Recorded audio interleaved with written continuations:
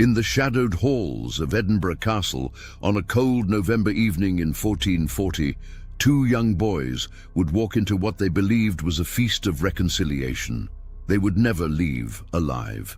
What transpired that night would become known as the Black Dinner, one of the most chilling betrayals in royal history, a dinner invitation that was actually a death warrant, served with all the ceremony of medieval hospitality, yet harboring the darkest of intentions.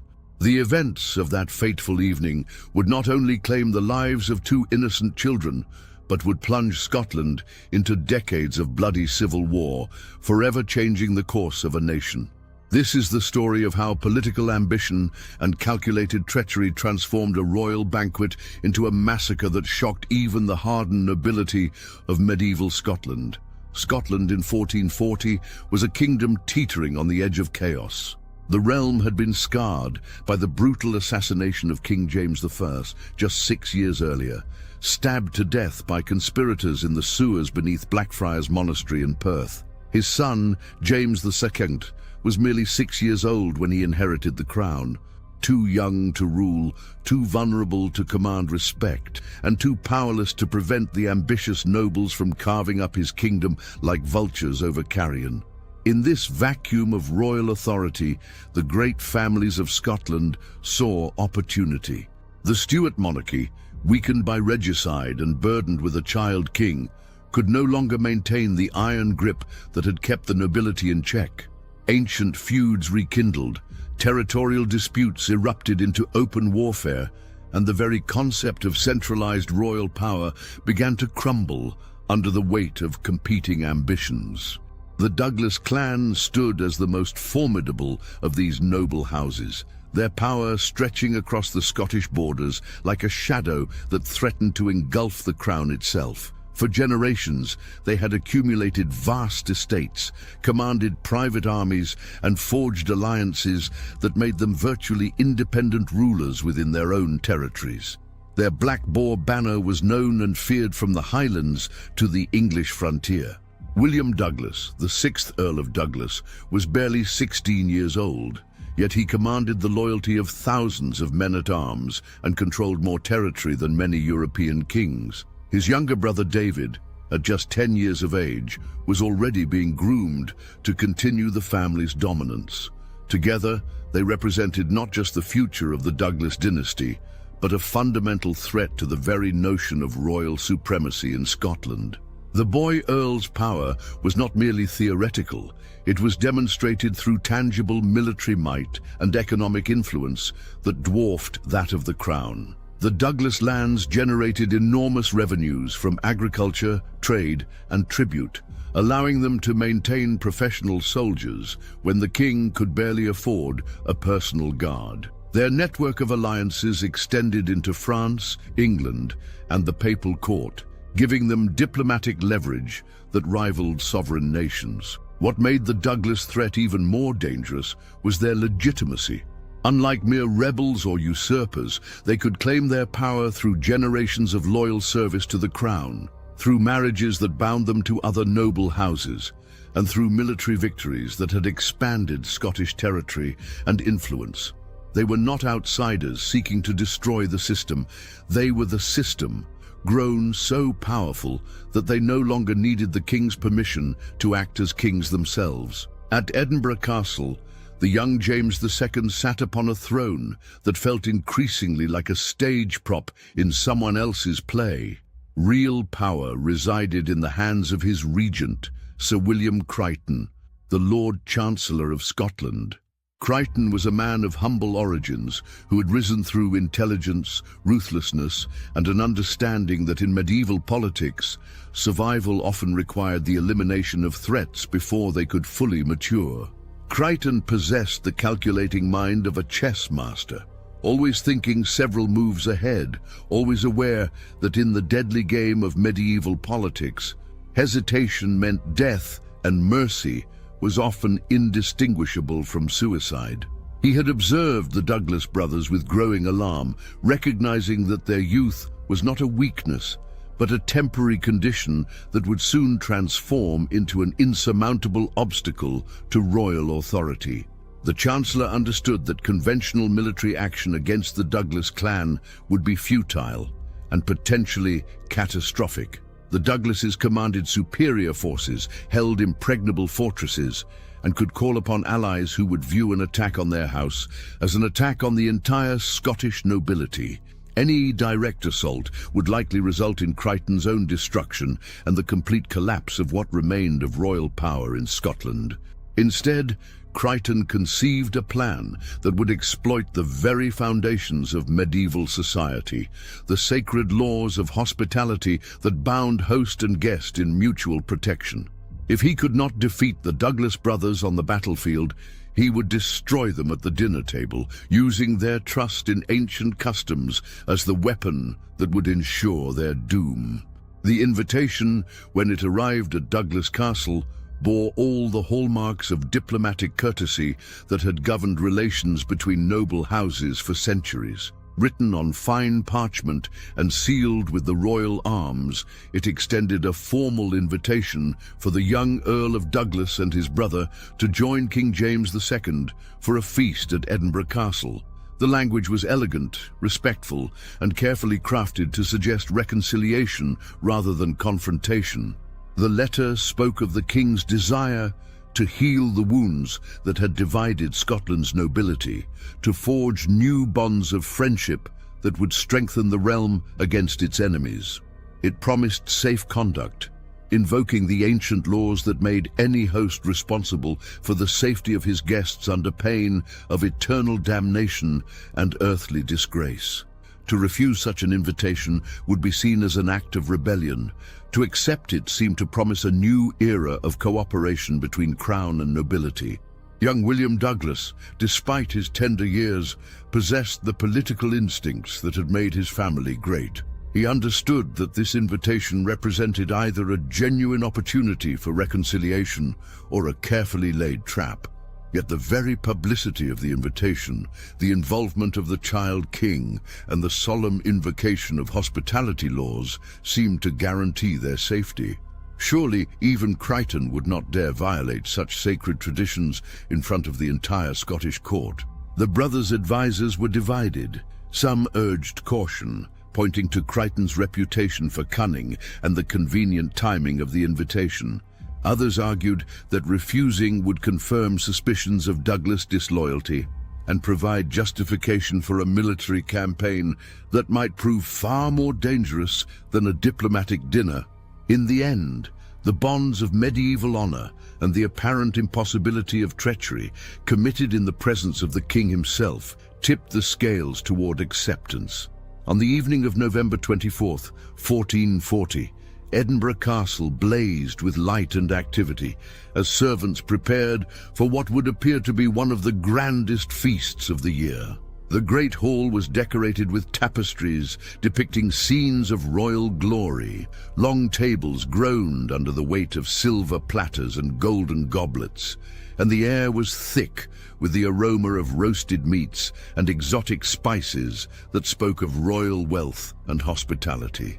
The young King James II, dressed in his finest robes and seated upon a throne that had been specially positioned to overlook the festivities, appeared excited by the prospect of hosting such distinguished guests. At barely 10 years old, he possessed little understanding of the deadly drama that was about to unfold before his innocent eyes, believing instead that he was participating in a celebration that would restore peace to his troubled kingdom. William Crichton moved through the preparations with the careful attention of a man orchestrating a performance where every detail mattered. He personally inspected the seating arrangements, ensuring that the Douglas brothers would be positioned where they could be easily surrounded, yet not so obviously as to arouse suspicion. Guards were stationed at strategic points throughout the castle, their weapons concealed but ready, their orders clear and unambiguous. The guest list had been carefully curated to include nobles who either supported Crichton or were too intimidated to oppose him. Each invitation had been extended with calculated precision, creating an audience that would witness the events to come, yet would be unlikely to interfere or later challenge the official version of what transpired. The stage was set for a performance that would echo through Scottish history for centuries to come. As the sun set behind the ancient walls of Edinburgh Castle, the sound of hoofbeats announced the arrival of the Douglas party. William, resplendent in cloth of gold and bearing the symbols of his earldom, rode with the confidence of youth and noble birth. Beside him, young David appeared almost ethereal in the torchlight, his pale features and slight frame making him seem more like a page from an illuminated manuscript than a flesh-and-blood child about to face his doom.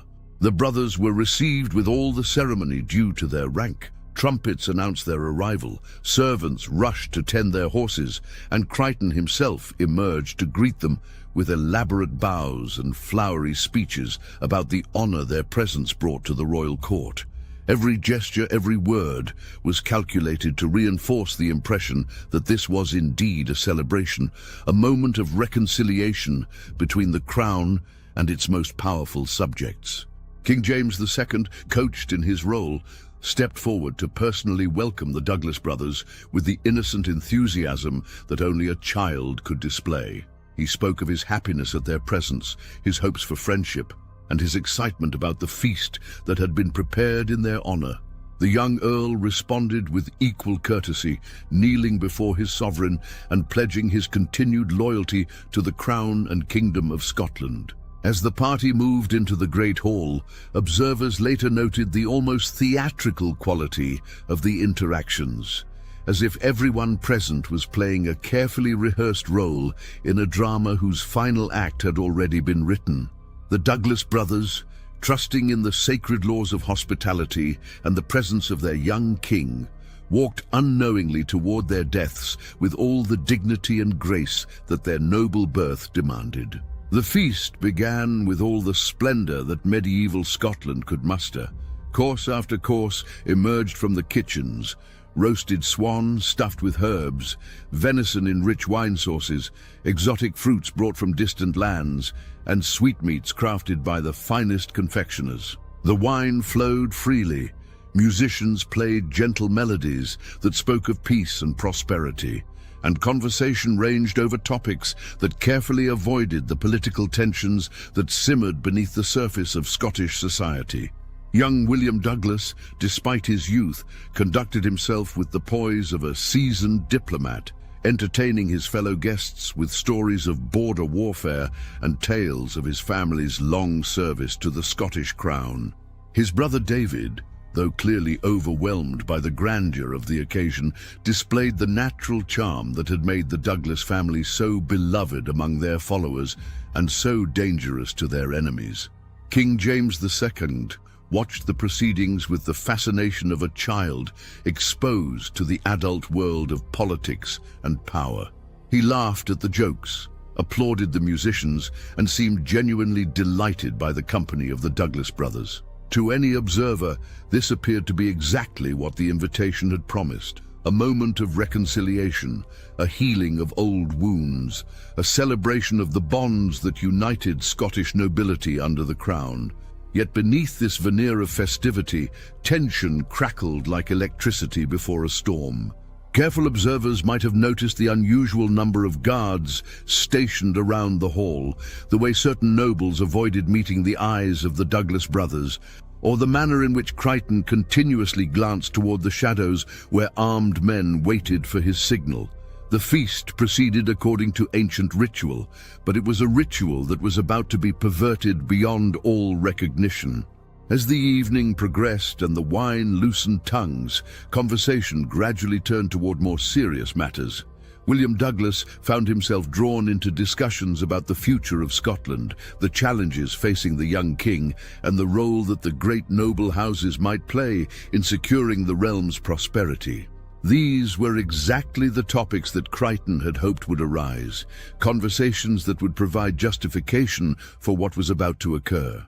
With practiced skill, the Chancellor began to steer the discussion toward questions of loyalty and allegiance. He spoke eloquently about the need for all Scottish nobles to place their devotion to the crown above their personal ambitions, about the dangers posed by those who might use their power to challenge royal authority. His words were carefully chosen to sound like philosophical discourse rather than accusation, yet their meaning was unmistakable to those who understood the deadly game being played. The Douglas brothers responded with dignity and conviction, reaffirming their loyalty to the crown, while also asserting their rights as Scottish nobles to govern their own territories, according to ancient custom. They spoke of their families' centuries of service to Scotland, of the blood they had shed in defense of the realm, and of their desire to serve the young king with the same devotion their ancestors had shown to his predecessors. It was at this moment, as the conversation reached its crescendo of apparent mutual understanding and respect, that Crichton gave the signal that would transform hospitality into horror. A servant appeared at the high table carrying a covered platter, not food, but a symbol that would chill the blood of every Scot who heard the tale in generations to come. The platter was placed before the Douglas brothers with ceremonial solemnity, as if it contained some precious gift befitting their noble status. When the cover was removed, however, it revealed not delicacies but a bull's head, a symbol in Scottish tradition that meant death was near, that the hospitality of the house was about to be withdrawn in the most permanent way possible. The sight of the bull's head sent a ripple of shock through the assembled guests, but before anyone could react, Crichton rose to his feet and, in a voice that carried throughout the hall, formally accused William and David Douglas of treason against the crown. The charges were comprehensive and damning: conspiracy against the king, alliance with enemies of Scotland, and preparation for armed rebellion against legitimate royal authority. The young Earl of Douglas leaped to his feet in protest, his hand instinctively reaching for a sword that was not there. Guests at royal feasts traditionally came unarmed as a sign of trust and respect. His voice rang out across the suddenly silent hall as he denied the accusations and demanded the right to answer these charges according to the laws of Scotland. Beside him, young David began to tremble as the full horror of their situation became clear. At that moment, armed guards emerged from every shadowed corner of the great hall, their weapons drawn and their faces grim with purpose. The trap that had been so carefully laid was finally sprung, and the Douglas brothers found themselves surrounded by enemies in a place where they had expected to find friends. The sacred laws of hospitality, which had protected guests for centuries, were about to be violated in the most spectacular and shocking manner possible. King James II, still just a child and utterly unprepared for the horror that was unfolding before his eyes, began to cry and plead with Crichton to spare the lives of the Douglas brothers. The young monarch's distress was genuine and heart-wrenching, but it was also irrelevant. Real power lay not with the king, but with his regent, and Crichton had already decided that the Douglas threat must be eliminated regardless of the cost to his own honor or the traditions of his country. The Chancellor's voice cut through the confusion and terror that had engulfed the great hall as he pronounced sentence on the Douglas brothers. There would be no trial, no opportunity for defense, no appeal to higher authority. William and David Douglas had been judged guilty of treason, and their punishment would be immediate and final. The feast that had begun as a celebration would end as an execution, witnessed by the flower of Scottish nobility and conducted in the presence of their child king. Young William Douglas, displaying courage that belied his 16 years, stepped forward to shield his younger brother from the guards who were advancing with drawn swords. He spoke with dignity and defiance, acknowledging his fate while maintaining his innocence of the charges brought against him. His final words were not a plea for mercy, but a prophecy of the vengeance that would surely follow his death, a warning that the murder of guests under the protection of hospitality would bring down curses upon all who participated in this treachery. David Douglas, only 10 years old and terrified beyond measure, clung to his older brother as the reality of their situation became undeniable. The child's tears and pleas for mercy moved even some of the hardened nobles present, but Crichton's resolve remained unshaken. In his mind, these were not children, but symbols of a power that threatened the very existence of royal authority in Scotland. symbols that must be destroyed regardless of their age or innocence. The execution was carried out with brutal efficiency in the very hall where moments before the brothers had been honored guests. William Douglas died first, struck down by sword blows that ended his young life in a matter of seconds. David's death followed immediately, his small body crumpling beside that of his beloved brother. The great hall of Edinburgh Castle, which had witnessed centuries of celebrations and ceremonies, was transformed into a charnel house by an act of treachery that violated every principle of medieval honor and hospitality. The silence that followed the murders was broken only by the sobs of King James II, whose childhood innocence had been shattered by witnessing this act of calculated barbarism. The other guests sat in stunned silence, unable to process what they had just witnessed. The deliberate murder of children under the protection of royal hospitality, conducted in the presence of the king himself. The very foundations of medieval society had been shaken by this single act of political expedience. With the Douglas brothers dead, their bodies still warm upon the floor of the Great Hall, Crichton immediately set in motion the next phase of his plan. Messages were dispatched to military commanders throughout Scotland, ordering simultaneous attacks on Douglas strongholds while the clan was still reeling from the shock of their leaders' deaths. The goal was to destroy the Douglas power so completely and swiftly that resistance would be impossible. The assault on Douglas territories was conducted with military precision that suggested months of careful planning. Castles were besieged, estates were confiscated, and Douglas allies were arrested or killed throughout the Scottish borders.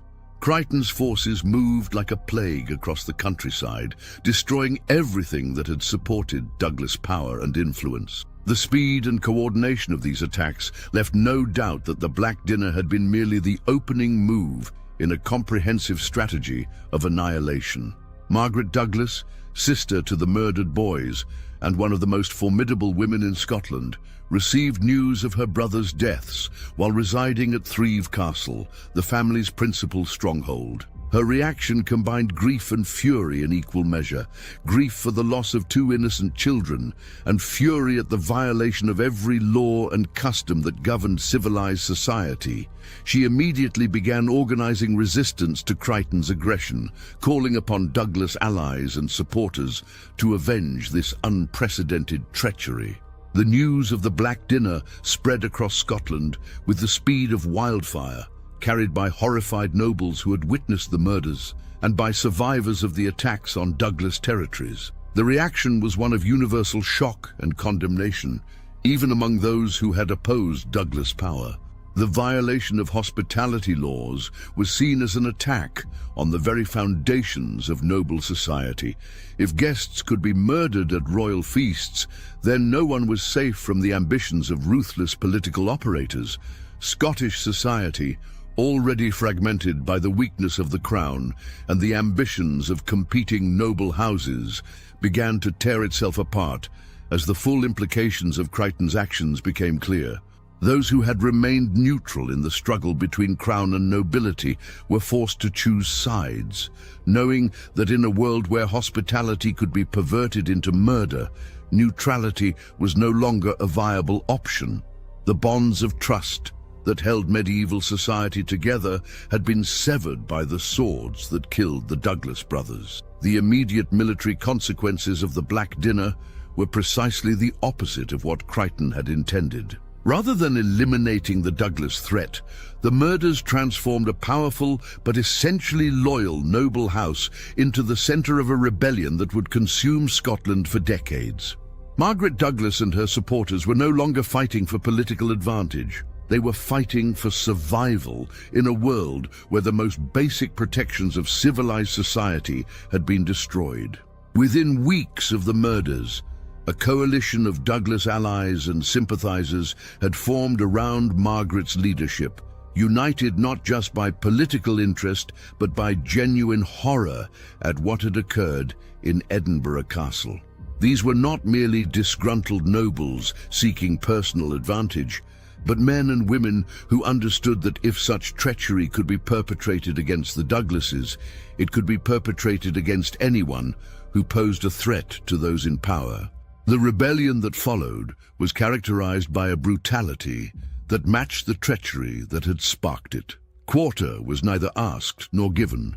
Castles were stormed and burned, and the Scottish countryside ran red with blood as competing armies sought to settle scores that went far beyond the original dispute between crown and nobility.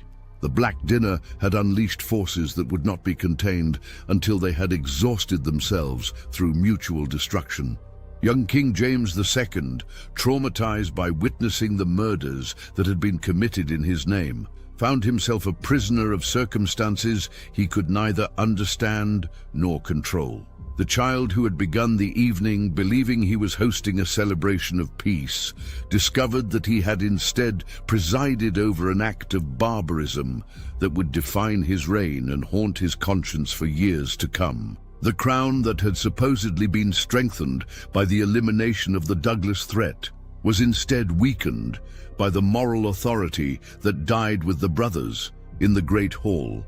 The wider implications of the Black Dinner extended far beyond the immediate political and military consequences. The murders represented a fundamental breakdown in the moral order that had governed medieval society, a demonstration that political expedience could override the most sacred obligations of honor and hospitality. The event became a cautionary tale told throughout Europe, a warning about the dangers of unchecked political ambition and the terrible costs of abandoning moral principles in pursuit of power. Foreign observers, particularly in England and France, viewed the Black Dinner with a mixture of horror and opportunistic interest. The Scottish kingdom's descent into civil war created opportunities for external intervention and influence that had not existed when the realm was united under strong leadership. The murders that Crichton had intended to strengthen Scotland instead made it vulnerable to foreign manipulation and aggression. The religious implications were equally profound. The violation of hospitality laws was seen not just as a political crime, but as a sin against God, who had commanded protection for guests and strangers. Church leaders throughout Scotland denounced the murders from their pulpits, adding religious authority to the popular condemnation of Crichton's actions. The Chancellor found himself fighting not just a political rebellion, but a moral crusade that portrayed him as an enemy of divine law. Cultural memory of the Black Dinner was preserved and transmitted through ballads, chronicles, and oral traditions that ensured the story would be told and retold for generations. The murders became emblematic of political treachery in Scottish culture, a touchstone for discussions about honor, loyalty, and the proper limits of political action. The phrase Black Dinner entered the language as a synonym for betrayal masked by hospitality. The psychological impact of the murders extended beyond immediate political consequences to affect the very nature of social relationships among the Scottish nobility. Trust, already fragile in a society based on competing loyalties and conflicting interests, became almost impossible to maintain when the most basic protections of civilized interaction had been violated. Noble houses began to view each other with suspicion that bordered on paranoia, making cooperation and compromise increasingly difficult. As years passed and the immediate shock of the murders faded, the Douglas rebellion evolved from a quest for vengeance into a broader challenge to royal authority. Margaret Douglas and her supporters articulated a vision of Scottish governance that would limit the power of the crown and provide stronger protections for noble rights and privileges. The political philosophy that emerged from the ashes of the Black Dinner would influence Scottish constitutional thought for centuries. The international reputation of Scotland suffered enormously as news of the Black Dinner spread throughout medieval Europe. The kingdom that had once been respected for its military prowess and cultural achievements became associated with treachery and barbarism. Foreign courts began to question the reliability of Scottish diplomatic commitments and the trustworthiness of Scottish noble houses. damaging relationships that had taken generations to build. Economic consequences followed inevitably from the political chaos that engulfed Scotland in the wake of the murders. Trade routes were disrupted by constant warfare. Agricultural production declined as farmers fled their lands to escape violence, and the royal treasury was drained by the costs of maintaining armies in the field. The prosperity that had characterized early 15th century Scotland gave way to poverty and devastation that would take decades to repair. The legal precedent established by the Black Dinner was perhaps its most dangerous long-term consequence. By demonstrating that political necessity could override sacred laws and ancient customs, Crichton had opened a door that future rulers and nobles would find difficult to close. The murders established a principle that would be invoked repeatedly in subsequent centuries, that the ends of statecraft could justify any means, no matter how morally repugnant. The tragedy of the Black Dinner lay not just in the deaths of two innocent children, but in the destruction of the moral framework that had provided stability and predictability in medieval Scottish society. When the most basic protections of civilized interaction could be violated with impunity, when hospitality could be perverted into murder, when children could be killed for the political sins of their ancestors, then the very foundations of social order had crumbled. The Black Dinner stands as one of history's most chilling examples of political treachery, a moment when the pursuit of power overwhelmed every consideration of morality, honor, and human decency. The murders of William and David Douglas shocked medieval Europe, not just because of their brutality, but because they represented a fundamental violation of the codes that governed civilized society. In seeking to eliminate a political threat, Crichton had instead created a moral catastrophe that would haunt Scotland for generations. The immediate consequences of that terrible November evening were precisely the opposite of what its architects had intended. Rather than securing royal authority and eliminating the Douglas threat, the murders unleashed decades of civil war that devastated Scotland and left the crown weaker than ever. The treachery that was supposed to restore order instead created chaos, and the violence that was meant to end conflict instead perpetuated it for a generation. Perhaps most tragically, the Black Dinner demonstrated how easily the veneer of civilization could be stripped away when political ambition encountered moral weakness. The Great Hall of Edinburgh Castle, which had hosted countless celebrations of Scottish culture and achievement, became a slaughterhouse where children were murdered in front of their king. The transformation was as sudden as it was complete, suggesting that the boundaries between civilization and barbarism are far more fragile than we might wish to believe. The legacy of the Black Dinner extends far beyond the immediate political consequences that followed in its wake. The event became a permanent part of Scottish cultural memory, a story told and retold as a warning about the dangers of unchecked ambition and the terrible costs of abandoning moral principles in pursuit of power. Every generation of Scots has grappled with the lessons of that terrible evening, seeking to understand how such horror could have occurred and how it might be prevented from happening again. In the end, the Black Dinner serves as a timeless reminder that political expedience, no matter how cleverly conceived or ruthlessly executed, cannot ultimately triumph over the fundamental human need for trust, honor, and moral order. The murders that were supposed to secure Crichton's power instead destroyed his reputation and legacy, while the children who died that night became symbols of innocence, destroyed by political ambition. Their story continues to resonate across the centuries, a haunting testament to the terrible price of betraying the most basic obligations of human decency. The echoes of that November night in 1440 still reverberate through Scottish history and culture, reminding us that some actions are so fundamentally wrong that they can never be justified by their political consequences. The Black Dinner remains what it has always been, a cautionary tale about the darkness that lurks within human ambition and the terrible things that can happen when that darkness is allowed to triumph over the light of moral conscience.